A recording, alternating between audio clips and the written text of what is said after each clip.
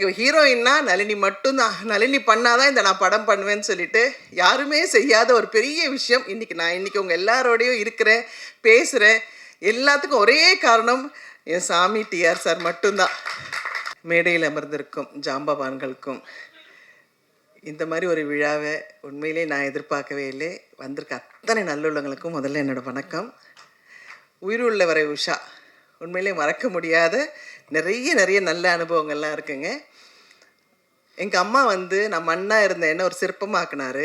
அந்த சிற்பத்துக்கு உயிர் கொடுத்த என் ஆசான், என் தகப்பன் சாமி, என் குரு.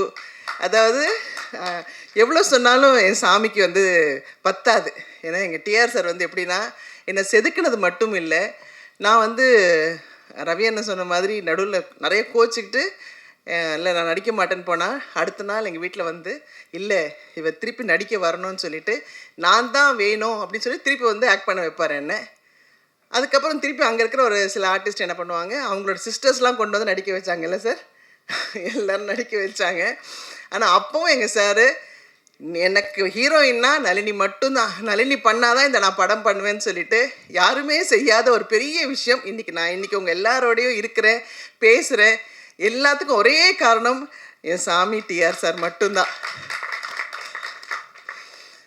அப்போ சின்ன வயசு, புரியாத வயசு, எதுக்கு யாரோ என்னை சத்தம் போடுறாங்கன்னு சொல்லிட்டு அடிக்கடி நான் கோச்சிப்பேன். அப்போ ரவி அண்ணன் தான் ஒரு குழந்த மாதிரி, இல்லை கண்ணம்மா சினிமானா இப்படி தான் இருக்கும், ஒன்று நல்லதுக்கு தான் சொல்கிறாரு பார், நீ எவ்வளோ புத்திசாலி சொல்லி என்ன மெருகேற்றி டைரக்டர்கிட்ட நிப்பாட்டுவார். எங்கள் டைரக்டருக்கு எதுக்கு என்ன பிடிக்கும்னா, நான் வேறு எந்த டிஸ்டர்பன்ஸ் சொல்லி எங்கள் டைரக்டர் என்ன சொன்னாலும், மேலேருந்து கீழே விழ சொன்னாலும் ஏன் என்னன்னு கேட்க மாட்டேன், விழுவேன். அவர் எவ்வளோ டைலாக் சொன்னாலும் அவர் வாயை பார்த்துட்டே அதே மாதிரி பேசுவேன். அதே மாதிரி 24 மணி நேரம் அவர் நடிக்க சொன்னாலும் அவருக்கு பேக்கப் சொல்கிறதே பிடிக்காது. சூரியன் வந்தாலும் வரலைன்னாலும் நடிச்சுக்கிட்டே இருக்க சொன்னாலும் நடிச்சுக்கிட்டே இருப்பேன். அதனால் அவருக்கு நளினியை தவிர வேறு எந்த ஆர்டிஸ்ட்டுமே பிடிக்காதுன்னு நான் மனசார சொல்லுவேன். ஏன்னா அவருடைய அடுத்த படம் தங்கைக்கு ஒரு கீதத்துலேயே இருக்கட்டும், உறவே காத்துக்கிலையும் நான் தான் நடித்தேன். அதுக்கப்புறம் டேட்ஸ் காரணமாக என்னால் நடிக்க முடியாமல் போச்சு. எவ்வளோ நல்ல விஷயங்கள் எனக்கு கற்றுக் கொடுத்துருக்காரு எங்கள் டைரக்டரு. எனக்கு ஒரு சமயம் நான் அவர் விட்டு வந்ததுக்கப்புறம் என்னை திருப்பி முதல்ல காதல் அழிவதில்லை எங்கள் டைரக்டர் கூப்பிட்டு என்னை பார்த்த உடனே ஒரு தகப்பன் எப்படி கண்ணீர் விடுவாரோ அந்த மாதிரி விட்டு, நான் இருக்கேம்மா உனக்கு எத்தனை படம் வேணால் நீ நடிக்கலாம் அப்படின்னு சொல்லி என்னை திருப்பியும் நடிக்க வச்ச ஒரு ஆசான் அவர். ஸோ இவருக்கு நான் என்ன சொல்கிறது என்ன பேசுகிறதுன்னு எனக்கு தெரியல. அந்த மாதிரி ஒரு தெய்வம் எனக்கு இந்த மேடையை கொடுத்துருக்கு. இப்படி ஒரு விழாவுக்கு என்னை கூப்பிட்டதுக்கு ரொம்ப ரொம்ப சந்தோஷம். அதே மாதிரி தானு சார் படத்துலேயும் நான் தான் ஃபஸ்ட்டு ஹீரோயின். பட் அவங்கள பற்றிலாம் எனக்கு பெருசாக தெரியாது. ஆனால் அதுக்கப்புறம் அவ்வளோ பெரிய டிஸ்ட்ரிபியூட்டர் அப்படிலாம் சொன்னாங்க.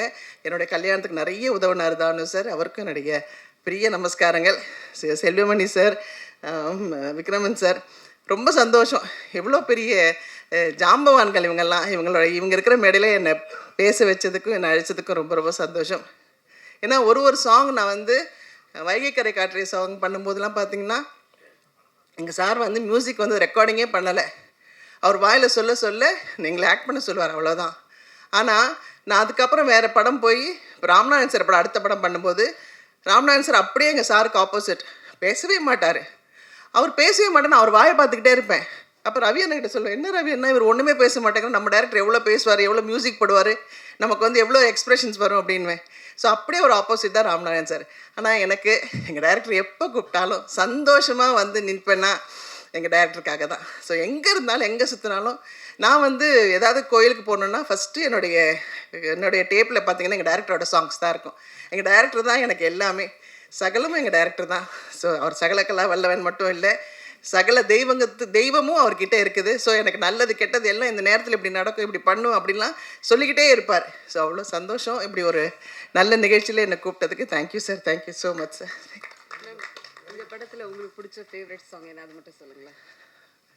எனக்கு இந்திரோகத்து சுந்தரி சாங் பிடிக்கும். அதே மாதிரி வைகை கரை காற்றினில்.